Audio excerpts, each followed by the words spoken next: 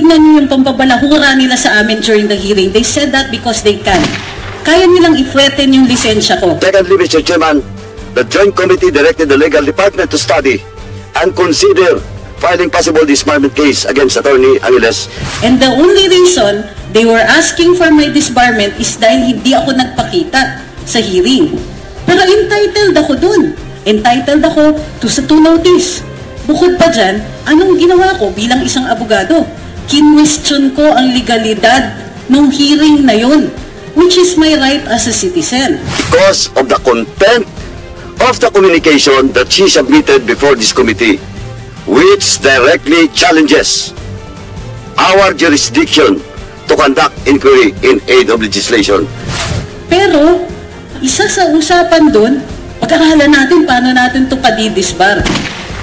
And they said that in the safety of their parliamentary immunity.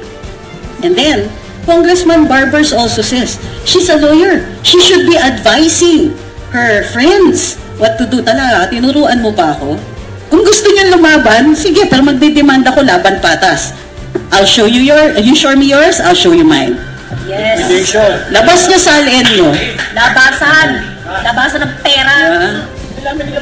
Gusto mo. Sa kanila, meron. Malalaman yung qualified pala kami sa 4Ps.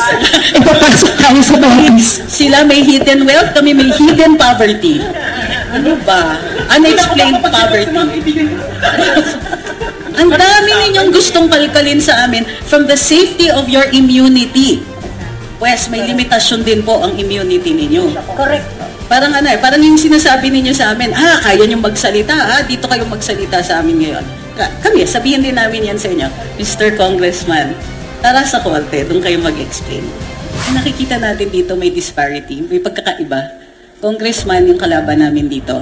Ang isang kongresista, bukod sa bahagi siya ng isang body, ng legislature na may power of the purse, may power gumawa ng batas, may influence, may mandato, may power to cite in contempt, may power, mandami niyang powers.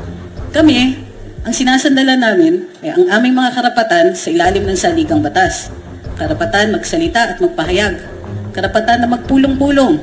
Karapatan na magpetition for redress of grievances. Garantisado ng saligang batas. Pero, may ini-endanger nila yung karapatan na yan eh.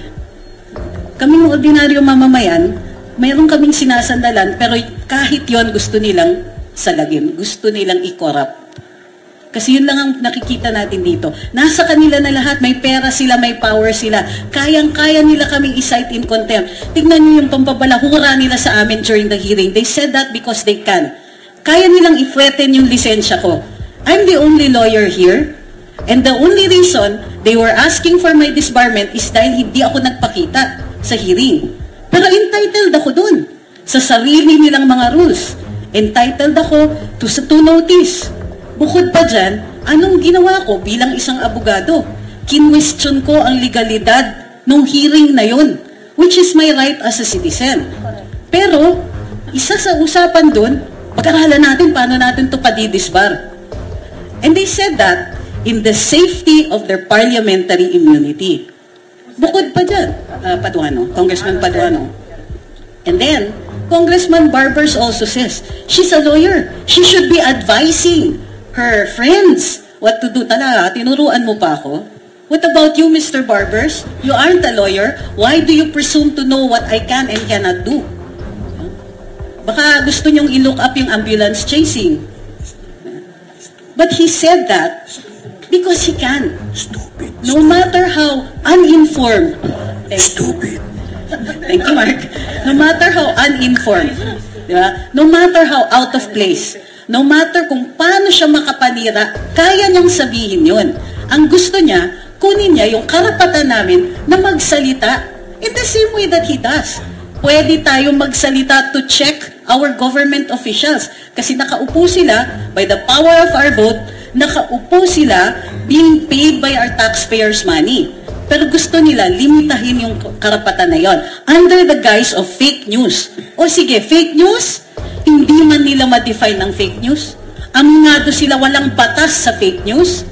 Aminado sila na even the press secretary says, pag-aaralan pa namin. And Congress's inquiry is pag-aaralan pa namin. Pero anong ginawa nila nang di kami dumating? Nagpa-imbestiga sa BIR kung nagbabayad kami ng buwis. Tayo ba may power to do that? Taxes, our tax returns are confidential in nature. In the same way na pinakialaman ng mga kongresista ang COA reports tungkol kay Vice President Inday, na confidential habang hindi pa tapos yung pagsusuri, gayon ang ginagawa sa aming tax returns. Sino ba sa kanila ang willing na magpakita ng kanilang salin? Ha? Kung gusto niyo lumaban, sige, pero magdidemand ako laban patas.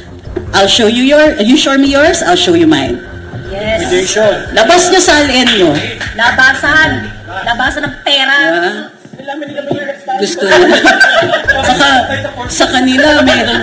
Malalaman yung qualified pala kami sa 4Ps. Ipapasok tayo sa 4Ps. Sila may hidden wealth, kami may hidden poverty. Ano ba? Unexplained poverty. Baka malaman yung account ko, yari tayo. Social climber pa. Bukod sa silent, may liquidation din, ha? Ayun. Nga pala. Habang nandito na rin lang tayo, labas nyo na rin kung paano nagka-blanco yung BICAM report. Ang dami ninyong gustong kalkalin sa amin from the safety of your immunity. Pues, may limitasyon din po ang immunity ninyo. Correct. Bukod pa dyan, dumudulog sa Korte Suprema ang ilang mga grupo tungkol dun sa mga ginagawa ninyo at tupagin nyo kaya yung depensa nyo. Tama lang naman na magtanong kami.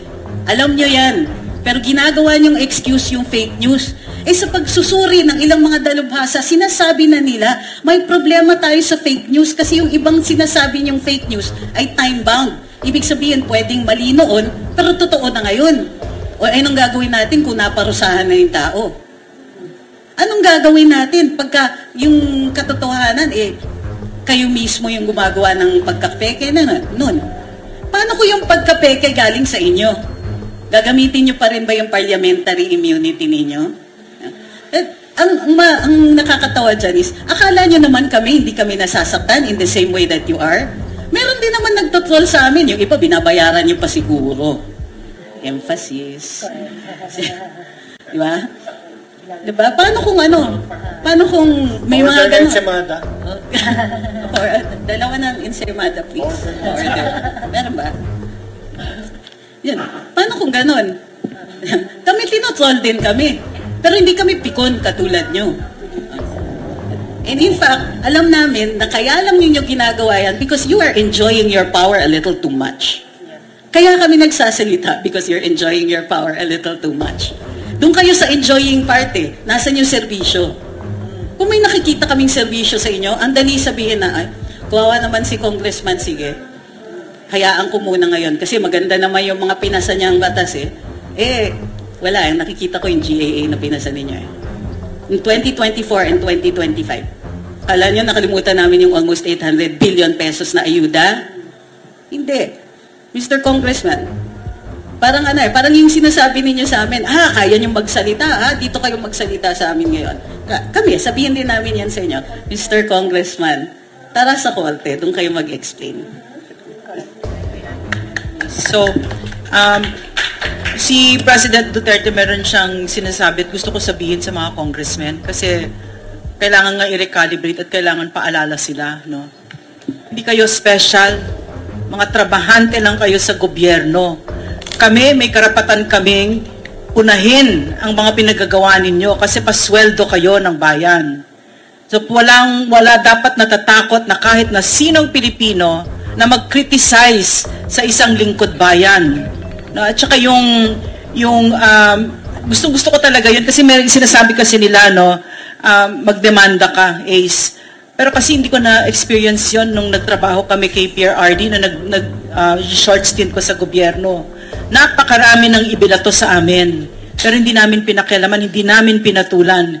Kasi nga maliwanag sa amin, ramdam na ramdam namin yung kapangyarihan na hawak namin sa mga kamay namin. Konting kembot lang, Marami nang pwedeng magandang mangyari sa Pilipino kapag ka ikaw ay nagsisilbi. At marami namang pwedeng masamang mangyari kapag ka ikaw ay abusado, arogante, magnanakaw. No? So, sa dinami-dami ng problema ng Pilipinas, ang pinag-aaksayan nyo ng panahon ay ang mga, vloggers, opinion ng mga ordinaryong mamamayan. Diba? So, kasi I don't want to set a dangerous, that kind of mindset, no? Although it's true that pwede nyo kaming dalhin sa korte. Pero kasi ang pakiramdam ko, at saka yung saligang batas kasi, nilikha yan bilang proteksyon ng mga ordinaryong mamamayan sa gobyerno. Kasi ang gobyerno ay napaka-powerful. No? Kitang-kita natin ngayon, wini-weaponize ang Kongreso. Kahit ang PNP weaponized. Naramdaman ko yan nung nakita ko yung KOJC siege. Napakabigat ng kamay ng gobyernong ito sa ordinaryong mamamayan. Na yung mga karapatan namin na very sacred, no? Nandyan dyan na sa saligang batas, kahit yon tinatanggal ninyo. So, dapat maliwanag sa mga lingkod bayan na hindi nyo dapat pinapatulan ang mga Pilipino. Dapat ang tingin nyo dyan, katulad nung pagtingin namin, nung panahon namin, inaaruga, pinagsisilbihan, minamahal. Hindi yung binababoy ninyo, tinatakot ninyo, pinapaiyak ninyo mga nanay. Diba? So, hindi kayo special ace barbers, mga trabahante lang kayo sa gobyerno.